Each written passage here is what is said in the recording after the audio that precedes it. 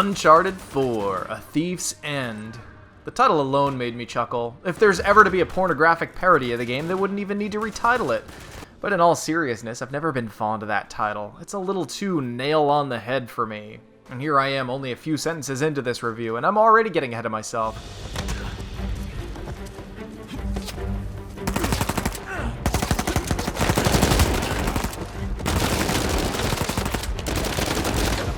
Uncharted 4 is the latest adventure of Nathan Drake and his crew.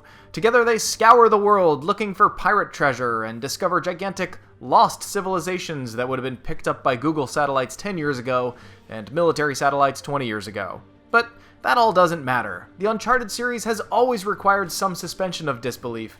Drake can fall through collapsing buildings and come out with only a few scratches. Anything he climbs crumbles under his fingers, and just about everything that can explode around him will. It's practically a superpower. Jesus Christ. Hey, Sally. And he's always done it with a childlike aplomb, cracking jokes to no one but himself as he narrowly dodges death's grip time after time. And we all love that about him. The Uncharted games have become the torchbearer of the light-hearted action-adventure genre. And for a AAA franchise, the Uncharted series' beauty is in its simplicity. The Uncharted recipe isn't made of every single video game ingredient out there. It doesn't try to do everything like so many AAA games tend to do. There's no open world, there's no role-playing or inventory mechanics, there's no currency, no stats to track, no ever-long list of characters or obscure lore, no air of pretense. It's just running, jumping, punching, climbing, a little bit of stealth, and some easy puzzles. Set it in some gorgeous environments with breathtaking vistas and you're almost done. Sprinkle on some funny and likable characters as they face off against Bad Guy McBad Guy. But above all, keep it light and funny and friendly. Ooh, the swords match. Let's see. Nope. Bad dates. And that's what Uncharted 4 has done. For the most part. Good gunplay? Check. Pretty environments? Check. Light stealth, running, climbing, punching, explosions, fun adventure, cheeky one-liners, puzzles, etc., etc. Check, check. It's all there. Almost. Almost. The bastard children of Indiana Jones, that is to say, Lara Croft and Nathan Drake, have been fighting over their share of Dad's audience. Both Croft and Drake have a lot of similarities. Beautiful locations, action and adventure in a faux archaeological setting, climbing, puzzle solving, and so on. But tonally, they're pretty different. Tomb Raider games have their funny moments, but I would never describe any of them as light-hearted. In fact, the two most recent Tomb Raider games have gotten darker and darker. But Uncharted games have always kept their sense of frivolity to them in spite of Drake's obstacles. Even though attack helicopters would be chasing me, or I'd be trying to rescue Drake's captured friends on a speeding train, my inner child would be squealing with delight. Because that's what Uncharted has always been. Daydreams of an adventurous life practically becoming a reality.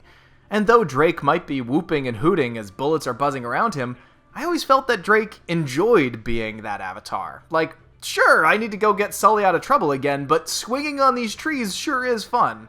My only problem with Uncharted 4 is its tonal shift. It's not fun and lighthearted anymore. And what sort of makes it worse is Naughty Dog seems to know that and acknowledges that. And in a sense, it pulled me from the beautiful escapist dream. Fair warning, minor plot spoilers ahead, but know that the story of Uncharted 4 isn't some epic novel with unpredictable plot twists that will change your life forever. This time around, Drake is teamed up with his long-lost brother Sam to discover the location of an enormous pirate treasure depository. Nathan is not the one super excited about the world's largest pirate treasure hunt. He's more concerned about the safety and the well-being of his brother, who needs to collect the treasure to pay off the sizable bounty on his head. But in order to reluctantly go on this adventure with his big brother, first he lies to his wife Elena about where he's going. Many times. He lies to her so much, and shows clear evidence that this isn't the first time he's lied to her, that Elena herself says that she almost doesn't take him back. So, almost right off the bat, our hero is tired of being the Avatar, and he's a bad husband to boot.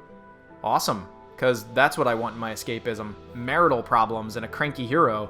I felt more like Nathan's brother Sam.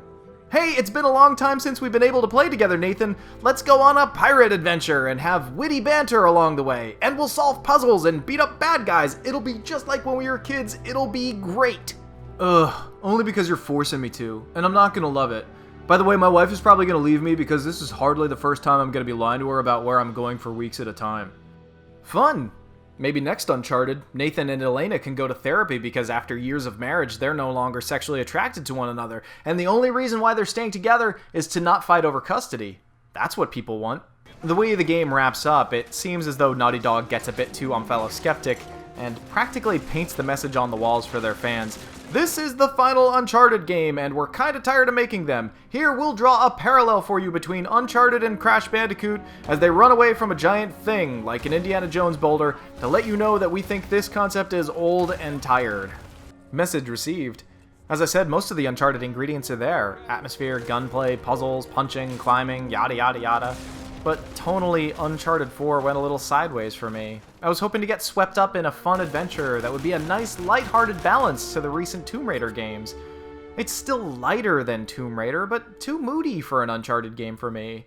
Naughty Dog does good moody. Just look at The Last of Us. It's a masterpiece, but just because that franchise was serious and successful doesn't mean that Uncharted needed to take this turn. It's still a good game that is super solidly built and easily one of the best looking games on the system. The controls are tight, and the voice acting is phenomenal as you'd expect from Naughty Dog by now. If you have a PlayStation 4, it's definitely worthy of a weekend rental, or borrow it from a friend. I got about 13 hours of game time in, playing on hard. I haven't gotten to test out the multiplayer because I don't have PlayStation Plus anymore. Unlike previous Uncharted games, I'm not feeling the urge to immediately replay this one. Some levels had a good amount of classic Uncharted goodness, while there were quite a few flashback or expository missions that I felt had no replay value at all. It might be a little while before I pop this one back in. Personally, I'd try to wait for a sale, but console-exclusive games tend to drop in price slowly. I teeter back and forth between whether or not I'd pay full price for this if I wasn't going to be making a video review for it. But in the end, this truly does feel like Nathan Drake's final adventure, and for that, I salute him, because this has been a fantastic franchise that thankfully was never pumped out on an annual basis or had needless features unnecessarily tacked on, with the exception of 6-axis controls in the original Uncharted. He has certainly earned a rest, and perhaps it's better to step off the stage, leaving the fans wanting more, than to hang around too long and become irrelevant.